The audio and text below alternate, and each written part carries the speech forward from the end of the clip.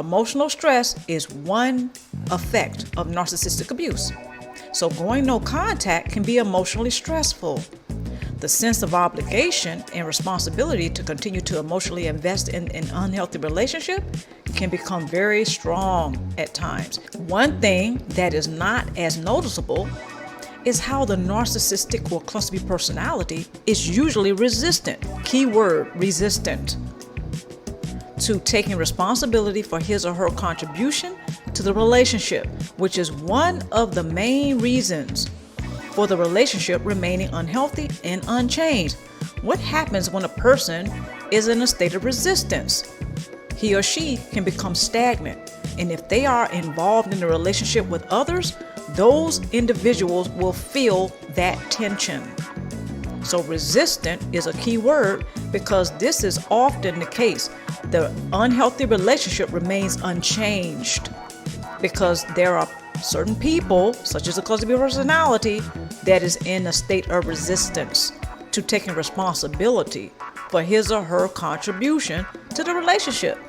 So therefore, the tension remains high in the relationship. Okay, so overall, here's your emotional stress. And right after going no contact, one may think that it would decrease, but no. Right after going no contact, emotional stress tends to spike or increase. Now, I'm not saying this to discourage anyone, just in case you're contemplating going no contact. But just want to forewarn you, this has been my experience, and I have interacted with others and heard their testimonies of having similar experiences, such as emotional stress spiking right after going no contact. Okay, so I think this tends to be a common case here. When people go no contact, emotional stress will spike up before it goes down or levels off. Okay, so just want to forewarn you. Another effect of narcissistic abuse is a hostile environment, or the effects of a hostile environment. Okay, so if a person chooses to attempt to work his or her support base while remaining, that's a key word, maintaining, okay, or staying in the relationship, the unhealthy relationship, it will more than likely be emotionally stressful and become draining over time. Case in point, you live with a narcissist. It's going to be a hostile environment.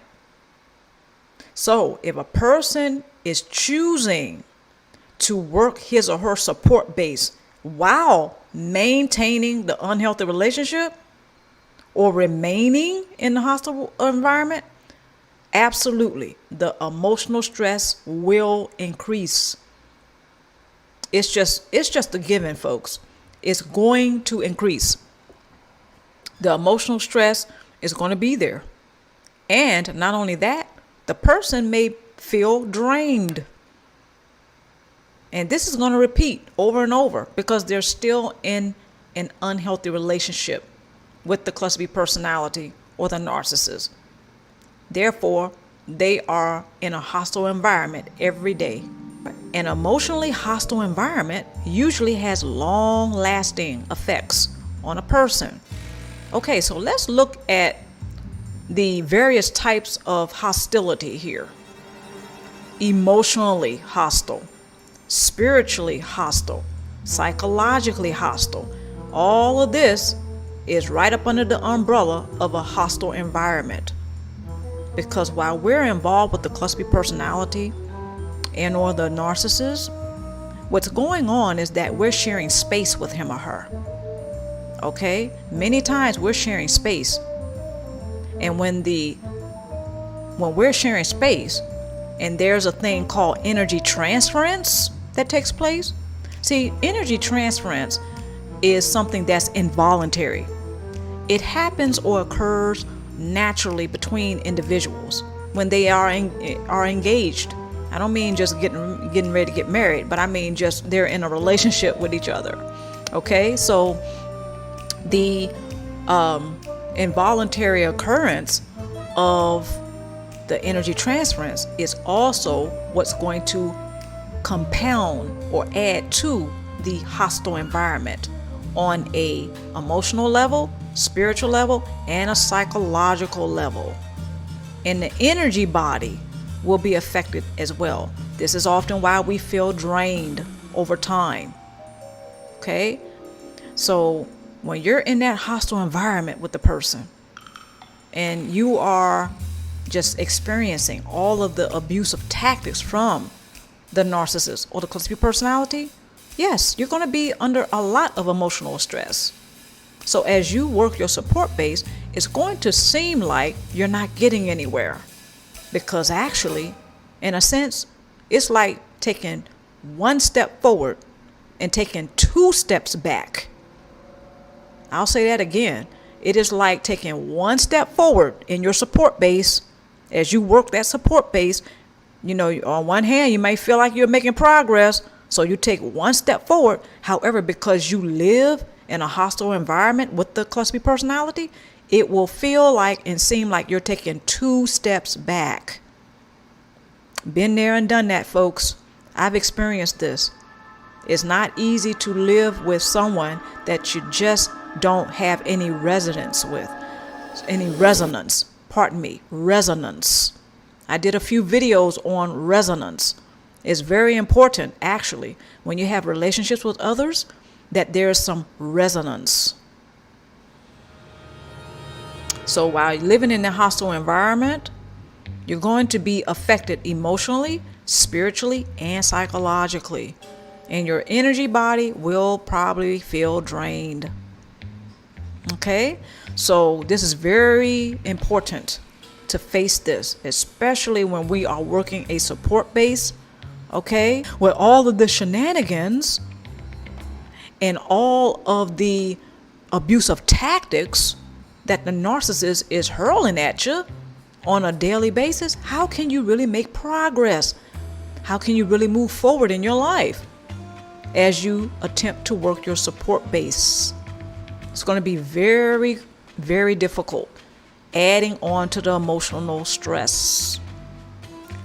Confusion on whether or not to apply the gray rock method. This is another effect of narcissistic abuse. The gray rock method is usually more effective when the situation is that you have or have had a romantic relationship with the person and you share custody of your children with him or her. When you apply the gray rock method, the best situation, whereas it will be more effective or most effective, is when you're in a situation where you share custody with the narcissist. You share your children together. You have custody, shared custody, or the cluster B personality. Let's just even say that the romantic relationship is over. Well, you still have children that you both have custody of. So the gray rock method would be most effective when applied to that situation. Why? Because you are not in the no contact category. Here's another situation whereas you haven't gone no contact with the narcissist. Say you don't have children. However, you will still accept emails. You still accept phone calls from this so-called ex. Okay? Are they really an ex? Well, emotionally, maybe not, because you're still communicating with him or her. You may still see that person every now and then. Okay? And let's get real. You might even see that person for a booty call. Let's just, okay? Hey, let's just go ahead and keep it real. You may even still be in contact with that person for sexual means, financial means, emotional means, okay? Whatever the case may be. The bottom line is you haven't gone no contact. So the gray rock method will be effective more than likely if you apply it to that situation. But I think it is most effective when you have custody, shared custody of children with the narcissist or the cluster B personality. That's my opinion. So the gray rock method is for people who have not gone no contact. There isn't any purpose for applying the gray rock method if the relationship has ended or you have chosen to go no contact. One purpose of the gray rock method is an attempt to get the bully to avert his or her attention for source supply and fuel elsewhere. As the relationships continue with the bully or narcissist, the gray rock method will need to be applied repeatedly, mainly because the relationship is not over. See, going no contact means just that. No contact. Now, this is tough for a lot of us, especially when we are still in our feelings, and especially when we are dealing with family members who may have a cluster B personality or a narcissistic personality. It's going to be very tough to let go. And it may even seem to be harsh to go no contact. However, when you begin to really look at the bigger picture and stop idealizing, you're going to see how really going no contact may be your best option. What is an energy vampire? Energy vampires are people who feed off of the life force of others. They do this by targeting empaths or highly sensitive people. I like to say, you haven't been chosen, you've been targeted, but they're often so charismatic. Oh, he's paying attention to me, he likes me. And I was not the popular kid in 8th grade. And now this person sees that you will be providing them energy, and they just tell you how wonderful you are. They play right into the wounds of the empath and tell you what you've always been longing to hear. Oh, where have you been all my life? You are such a good doctor. Thank God I found you. You're the only one who can help me. And that little part of you goes, oh, I can help. Anyway, energy vampires are often what empaths consider fixer-uppers, but they're really cluster B personality disordered individuals. And that includes sociopaths, antisocial people, psychopaths. That's 1 in 25 people is a real psychopath. Okay, those are people with no conscience. When we hear the term psychopath, we think psychopathic killer. Most are not. They're operating under the radar and they're running major corporations. Then there are the everyday narcissists, narcissistic personality disorder, and then borderline personality disorder, histrionic personality disorder. And the types of behaviors that these energy vampires engage in are overly dramatic or antisocial, binge drinking sometimes, compellingly charming, they threaten self-injury or suicide, or they love bomb you. They do not have a biochemical problem. They have a character disorder. Their moral compass doesn't exist, and that's what you need to know. And they often know exactly what they're doing.